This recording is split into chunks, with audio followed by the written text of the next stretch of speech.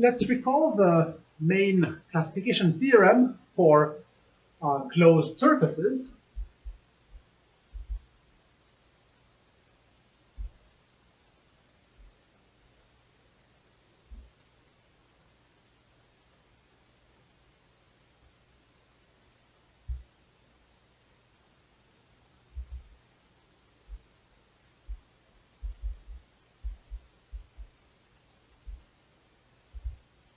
And closed, I will remind you, means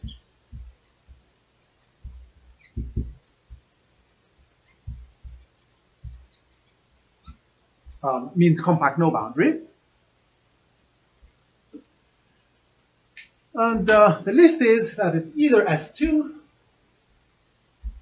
or a connected sum of copies of T2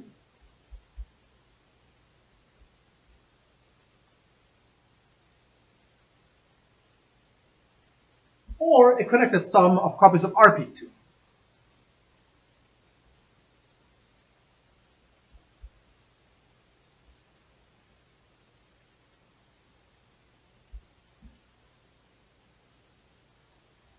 And moreover, these are pairwise distinct. These are pairwise.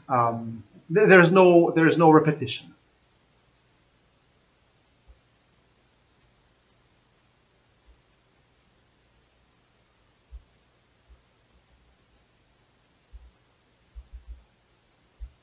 So every closed surface is homeomorphic to one of these, and no two of these are homeomorphic among each other. So I want to give you today a bit more of a feeling of what are these surfaces that we have here. And in order to do so, I need to give you a feeling of what is this operation of connected sum with T2 and connected sum with RP2. And this operation is also known as the operation of adding a handle.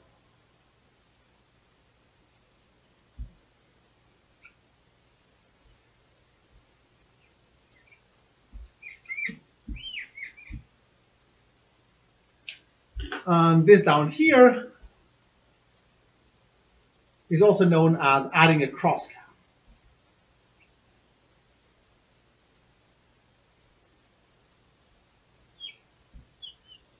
The operation of connected sum with RP2 is known as adding a crosscap. And here I've drawn for you a handle and a crosscap. And so let me tell you what it means to add a handle and to add a crosscap. To add a handle means you take your manifold, you take your surface, and you zoom in the neighborhood of a point where this surface looks like a flat little thing, and then you remove a small disk, or in this case a small rectangle, and you replace the thing that you had before with this particular shape. And the same thing for a crosscap. So let me first explain the case of a handle, which is easier, and then I'll go back to the crosscap and I'll also give you more details about what this picture really means. But the case of a handle is somewhat easier. So let's recall what connected sum means. Connected sum means remove a disk from, so if I have a manifold M, and I want to connect sum with T2, the way you do it is the following. So locally your manifold looks like, it continues, but locally it looks like a piece of R2. So locally this is a valid picture of M. And then I take T2,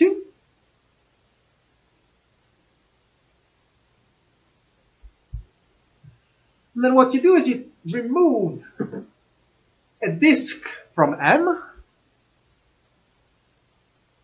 So now you have a hole. So I'm just repeating the definition of connected sum. So you remove a disk here, and you remove a disk there, so that now we have this torus without that part, and then you stick one on top of the other. You lower this so that it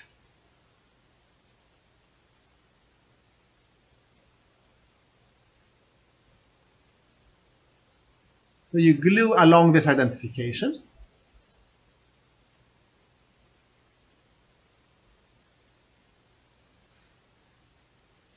And then what you're left with is, well, if I do it sort of literally for this picture, what you get is something that looks a bit like this.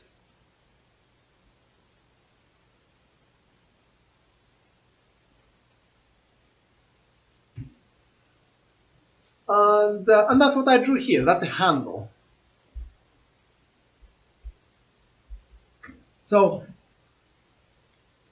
you don't need to talk about T2 in order to talk about the operation of adding a handle. You can just say it is the operation of removing a piece of your surface and replacing it by this.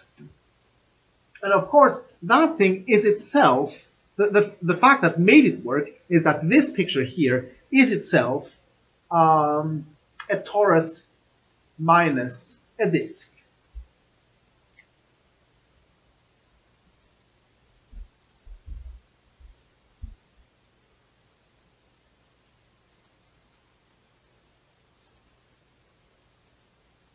This thing here, which I drew here,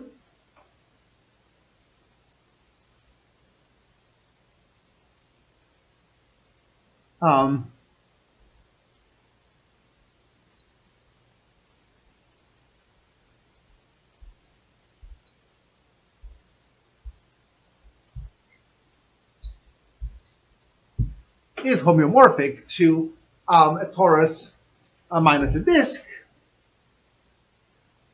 And therefore, the operation of removing a disk and sticking this thing is the same thing as the operation of connected sum with a torus.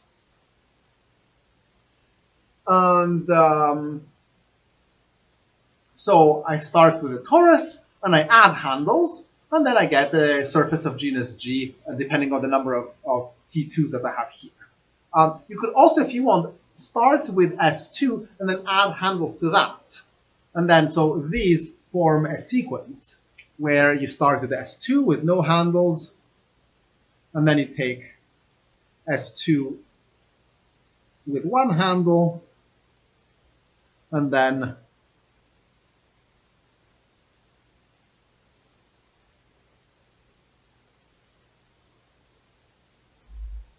S2 with two handles, and so on. And that's just another way of talking about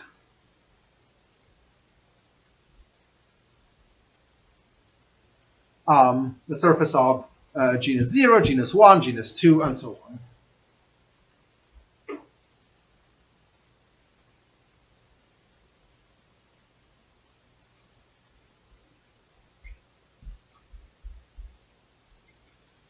And so one can summarize that by saying that the genus is the number of handles that one adds.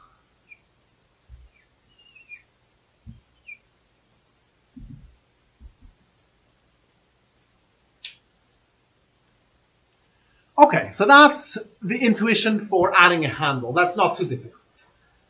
Adding a cross cap is a somewhat more complicated thing to visualize because RP2 itself is a bit more difficult to visualize. So, first of all, let me spend some time describing this picture, because whereas that picture is self-explanatory, you sort of look at it and you understand what it is. It's a handle, like you have it's a thing that you can use to hold whatever, like you have a suitcase and you have a handle. This is a picture that one is familiar with. That one is a difficult picture to understand, so let me spend some time explaining it. So one way to describe it mathematically is to say that it's the graph. This is the graph of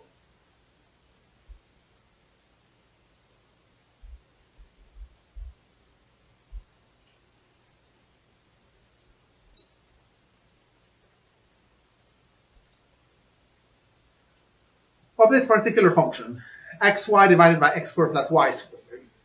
And so if you have your preferred way of, your preferred software for drawing graphs of in 3 dimensions, then I highly recommend that you try to plot this thing and turn it around to get a feeling for what it is. And if you don't have a preferred software, then I have one that I highly recommend, GeoGebra.org, and then you want the version that's called 3D. So try inputting this graph in there, and then you can rotate it to get a feeling for what it is. And actually, this is this is a crosscap, but it's not a crosscap that will produce a picture that looks very similar to this. It's homeomorphic, but not super similar. If you want one that produces something that's exactly like this, then here's a small variant that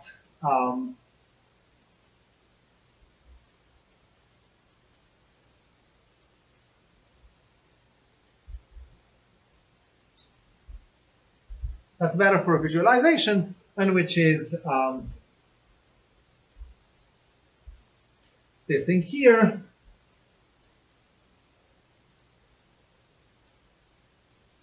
Then you do +1, and then you multiply with the bump function.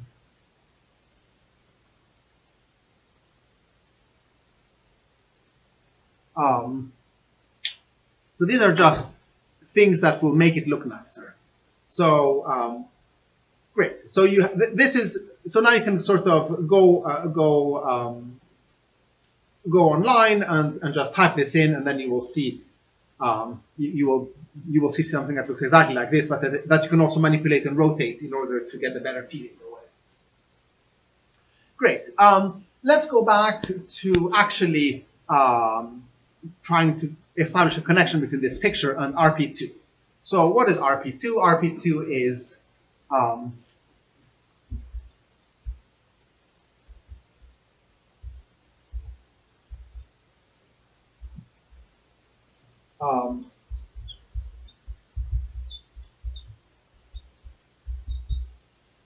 it is S2 modulo the equivalence relation of gluing every pair of antipodal points. So how do we go from this to that? So let's go back to the case of handles. The thing that was crucial in order for adding a handle to be the same thing as connect sum with T2 was that this picture that I drew, namely this picture here, is T2 minus an open disk. So that's the thing that really was important in order for this, adding a handle like this with the same thing as adding a handle like connect sum with T2. So really what we ought to try to explain, try to argue about, is why this picture here is homeomorphic to real projective space RT2 minus a disk. So that's the thing that we have to explain. So let's try to understand what it means to take RP2 and to remove a disk. So RP2 minus a disk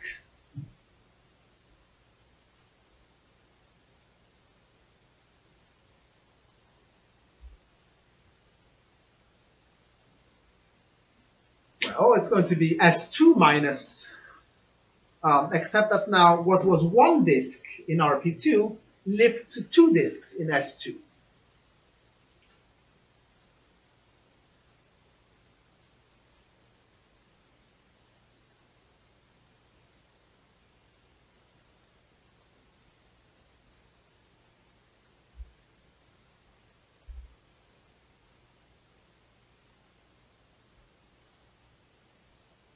So you have the sphere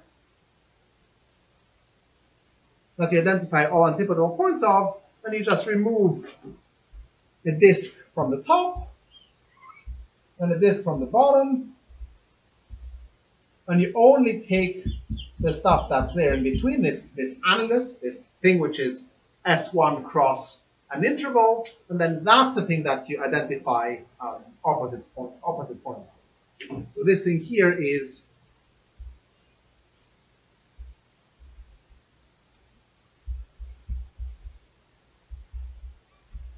S1 cross an interval.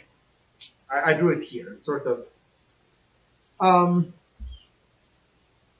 So, great. So this S1 cross an interval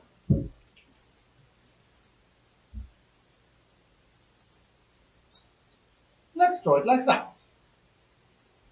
It's a rectangle with two opposite sides identified. So that's S1 cross an interval. And then identifying every point with its opposite essentially means that, well, if I say that this is the rectangle 0, 2 cross 0, 1, then this identification here is the identification that says that for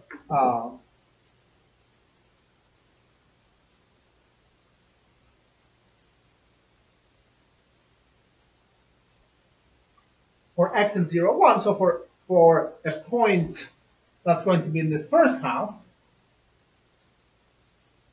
we identify x comma y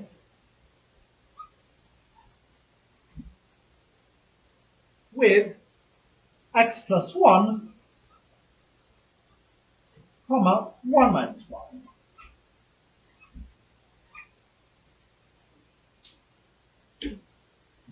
So if I have a point that's roughly here, then it gets identified to a point that's roughly there. So this is the relation of being antipodal in the sphere translates into this particular relation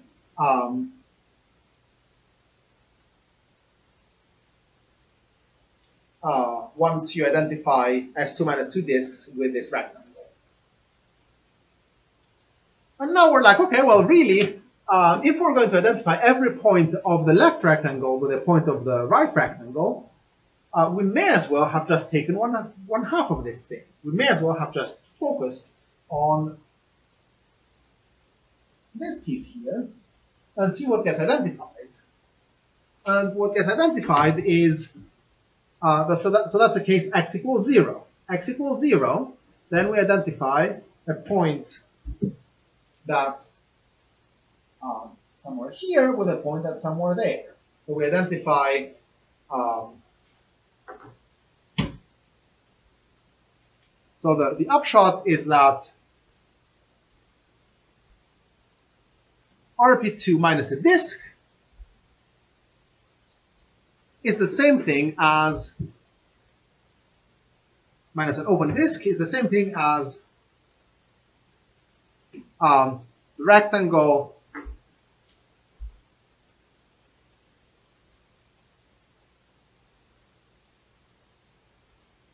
zero one cross 0, 1, and then this equivalence relation when x equals 0. So that's 0 comma y is equivalent to 1 comma 1 minus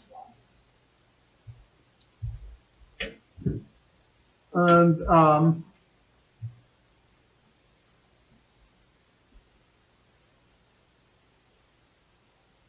that's the same thing as saying that we glue these two edges in this particular fashion. And what we find is that this is a familiar space. This is a Möbius bound.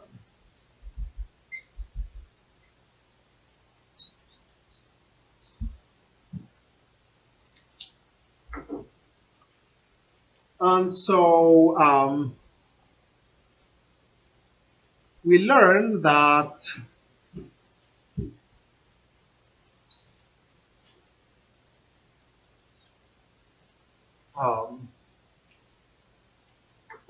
RP2 can be described in this alternate way, which is to say, take a Möbius band, and of course, the boundary of a Möbius band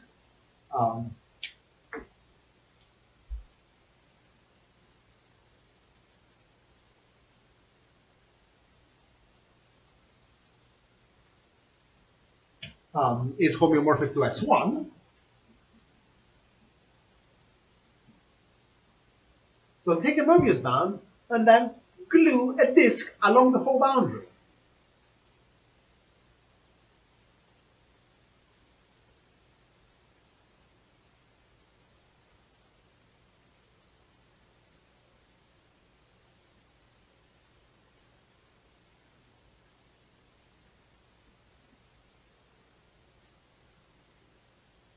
Um,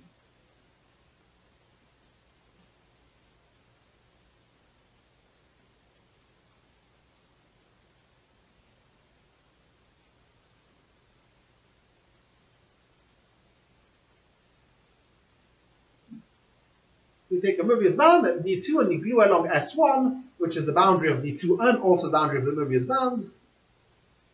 And then you get, so this is an alternative way of describing RP2.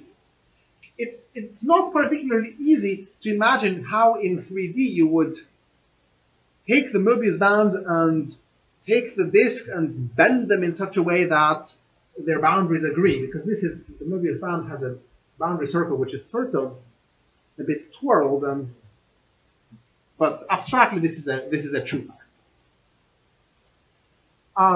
Great. So, as I said, the thing that made this story work was that this is homeomorphic to T2 minus open disk.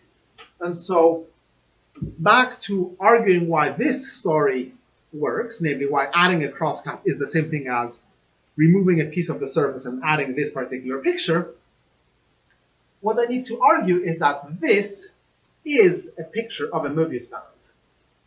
Like, this is something that doesn't look at all like that, but actually it is a Möbius band. Note that this is not, whereas this is an embedded Möbius band, this is not an embedded Möbius band. This is the image of some map from the Möbius band to R3, but the map is not injected.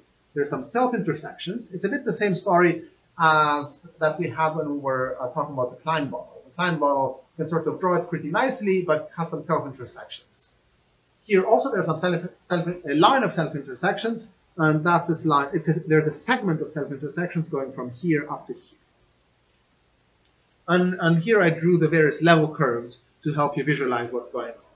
So the first level curves are just circles, and then it becomes a figure 8, which then evaporates once it becomes just a single point. Okay, so why is that a Möbius band?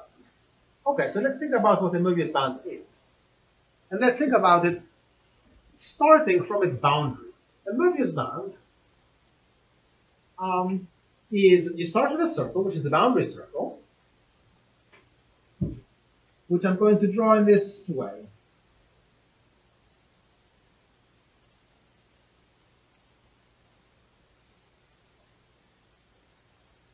Okay, that's a circle. So I start with this circle.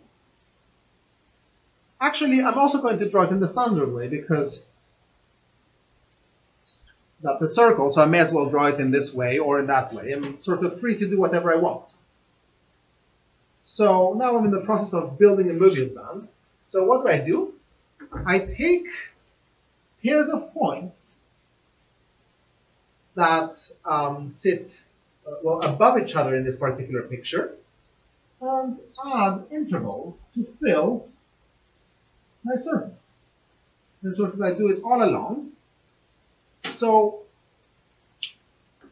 these 2 points that are here in this picture, where are they in that picture? They're opposite. They're as far as possible in the circle. Like you need to travel as far as possible to go from here to here. You need to go and then come back. So for every pair of opposite circles on opposite points on the circle, I'm adding an interval. And then for the next one, I'm adding an interval, and so on.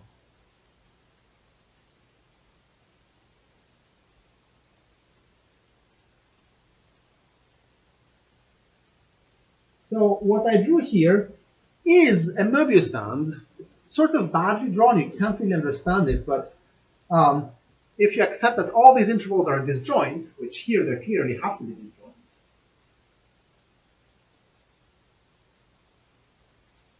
this is a Möbius band. And so we can't make them completely disjoint in this picture. We cannot avoid the presence of self-intersection. But what you can do is the following. As you go around with this pair of points that goes around the circle, you don't always just use a straight line, because if you use a straight line, it would always go through this middle point, and you would have like lots and lots of points that are distinct in the Möbius band that map to the same point in R3, which would be confusing. So what you do is you imagine that as this diameter rotates, that it also is sort of vibrating like a string of a musical instrument that's vibrating as it goes. So let's say that when it's there, it's sort of going up, and then when it's at 90 degrees, so when it's here, it's sort of going maximally up, and when it's there, it's going maximally down, and then in between, it's just, at these two angles at 45 degrees, it would be a straight line, so they would intersect. And so the picture that you get, which is a bit difficult to visualize, is actually exactly a crosscut. It's something that it's the graph of this function, and then what I did to actually go from here to here is that instead of having this string vibrate from being convex to concave and so on, I have it vibrate while always staying convex, but sort of going a little bit higher up and a little bit higher down. So that's this +1 at this stage. Yeah, so this is just visualization. It's not really something that you can prove. But then with this thing, we can also draw pictures for these surfaces there. So here they are, a sphere with one cross cap. Let's see, where do I draw them? Well, I guess here.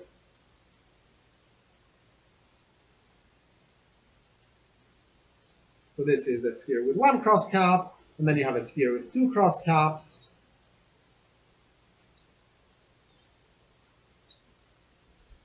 And so on. And so this one here is RP2.